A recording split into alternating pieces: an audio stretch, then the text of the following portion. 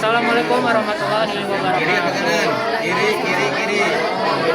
Selamat pagi murid-muridku. Kembali lagi bersama guru kalian di mata pelajaran PKK, yaitu produk kreatif dan wirausaha. Nah, murid-muridku, di sini kita akan belajar mengenai materi logistik dan distribusi. Nah, dalam kewirausahaan itu, khususnya untuk perusahaan yang sudah besar, akan diperlukan yang namanya logistik dan distribusi. Nah, makanya kita di sini akan belajar mengenai logistik dan distribusi melalui gamifikasi. Ya, kalian bisa menyerapnya dengan lebih menyenangkan, lebih mudah. Jadi, murid-murid di sini saya sudah membuat game namanya Snowball ya. Intinya di game ini nanti kalian akan bermain tembak-tembakan ya, seperti ini ya. Seperti ini. Kalian akan masuk sebagai player, di mana kalian pertama di sini kalian akan perlu menjawab dulu ya. Kalian perlu menjawab pertanyaan untuk mendapatkan yang namanya amunisi berupa snowball. Nah, dengan snowball itu kalian bisa mengalahkan player lain yang ada di ruangan yang sama. Mungkin tanpa berlama-lama kita coba dulu aja kalian. Jadi saya pencet startin.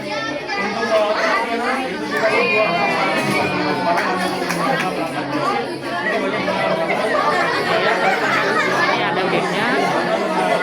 Ada map yang dimana kita bisa berjalan-jalan. Kalian bisa lihat di sini ada answer question. Chat. Nah, nanti akan keluar pertanyaan seperti ini ya. Nah, pertanyaan ini bisa murid-murid kalian bisa jawab di sini. Untuk pertanyaannya, apa perbedaan logistik dan distribusi? Nah, sebelum mungkin kalian akan kebingungan ya, belum tahu apa itu logistik dan distribusi. Nah, intinya logistik itu adalah pengelolaan secara keseluruhan dari gudang gitu. Jadi terkait pengadaan, pengelolaan hingga nanti pengiriman. Nah, sedangkan distribusi itu hanya pengiriman saja. Nah, dari itu kita tinggal lihat saja nih jawabannya dari pertanyaan ini. Apa perbedaan logistik dan distribusi? Tadi sudah saya jelaskan. Logistik itu mencakup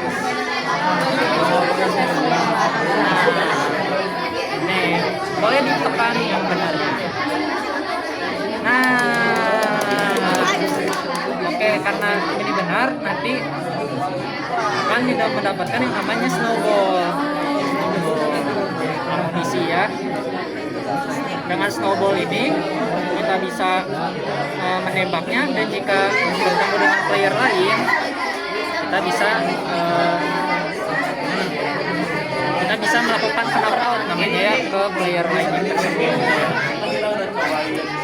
Nah, setelah amunisinya habis, nah ini nih contohnya ya, kita bisa menembak player lain menggunakan snowball yang ada. Oke, sini tembak. Ini masih ada. Lihat, bisa ditembak. Aduh. Nah, amunisinya habis nih, sayangnya nih. Nah, kalau habis kita bisa ke answer question lagi. Nah, tuh kita mati teman-teman. Nah, kalau misalnya sudah habis, kita bisa memencet untuk menjawab pertanyaan lagi untuk mendapatkan amunisi. Nah, ini contohnya ada apa yang dimaksud dengan jalur distribusi langsung dan tidak langsung. Nah, jadi untuk distribusi langsung itu biasanya kayak sebelum kalian menjawab, saya jelaskan dulu ya. Jadi distribusi langsung itu kita dari misalnya produsennya, penyalur produknya, kita langsung ke konsumen. Jadi tidak ada perantara. Sementara yang distribusi tidak langsung itu kita ada nomor ketiganya, jadi ada perantaranya nih. Nah, kita tinggal cari saja nih jawabannya sesuai dengan penjelasan saya sebelumnya. Boleh dibaca dulu nih, yang mana nih yang benar.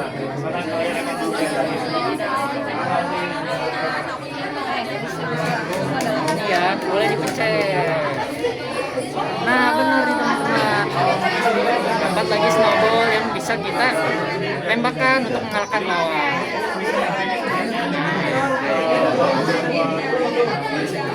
mungkin teman-teman tidak menyadarinya, tapi ini ada hubungannya dengan logistik dan distribusi. Penasaran kan apa kan hubungannya? Nah, hubungannya itu dalam logistik dan distribusi itu kita harus ada yang namanya pengadaan, ada pengelolaan, dan sampai pengantaran. Nah, kita bisa lihat di sini kalau tadi di awal sudah saya sebutkan kalau misalnya kita ingin mendapatkan amunisi, kita harus yang namanya menjawab pertanyaan dulu. Nah, pertanyaan ini layaknya barang. Nah, dalam logistik kita harus ada pengadaan barangnya dulu nih untuk nanti diantarkan. Nah, diri kita ini, player ini sebagai perantaranya yang nanti akan mendeliver ya. Nah, sementara snowman ini adalah barang yang nanti kita distribusikan ke konsumen seperti itu. Nah, di dalam sini juga permainan ini sebenarnya permainan yang cukup kompetitif. Ini menggambarkan bahwa sesungguhnya di dunia usaha itu kita memiliki yang namanya kompetitor. Jadi kita harus berhati-hati juga terhadap kompetitor dan menunjukkan keunggulan kita gitu supaya kita lebih unggul, kita lebih untung ya dan sebagainya ya. Nah, seperti itu teman-teman untuk pembelajaran hari ini.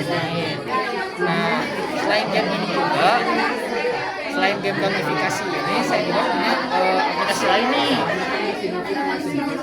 Nah, mungkin yang ini terlihat agak rumit ya, terlihat agak ribet daripada gamifikasi sebelumnya. Namun ini adalah aplikasi web simulasi untuk logistik. Nah, jadi di sini kita bisa berpura-pura nih sebagai pelaku dalam dunia logistik. Nih, di sini ada 4 nih. Ada retailer, ada wholesaler, ada distributor, sama manufacturer. Nah, contohnya di sini saya ambil adalah wholesaler. Nah, di sini kita ada statusnya nih. Jadi kita ada transportasi yang tersedia, ada juga stok yang kita punya nih, sama barang yang kita harus antar nih ke konsumen.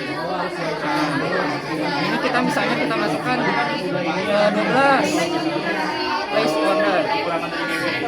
Nah, di sini kita bisa lihat statistiknya nih teman-teman nih. Tuh, jadi ada statistiknya. Nih, kalian bisa lihat ada statistiknya. Ini kayak statistik, ada statistik stoknya nih. Peran, income, sama lanjut. Nah, ini untuk simulasi jika kalian ingin menjadi pelaku dalam dunia perlogistikan gitu ya. Nah, seperti itu teman-teman. Nah, mungkin kita masuk ke kekurangan dari permainannya ya. Nah, mungkin untuk game pertama ini bisa kalian lihat sendiri ya, murid-murid ya.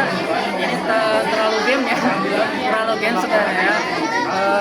Karena ini lebih ke untuk permainan atau ice breaking, sehingga untuk pembelajaran rasanya jika untuk mempelajari kurang sesuai gitu ya. Nah, jadi tadi untuk kuis-kuis ringan seperti yang sudah saya lakukan tentunya masih sangat cocok gitu, seperti yang tadi ya. Karena pertanyaan-pertanyaannya hanyalah dasar untuk pengetahuan logistik dan distribusi pada kalian. Nah, sementara nanti kalian sudah paham logistik dan distribusi, kalian bisa menggunakan ini sebagai simulasi sebagai kalian dalam dunia logistik. Oke, gitu itu saja murid-muridku, apakah kalian paham sekarang tentang logistik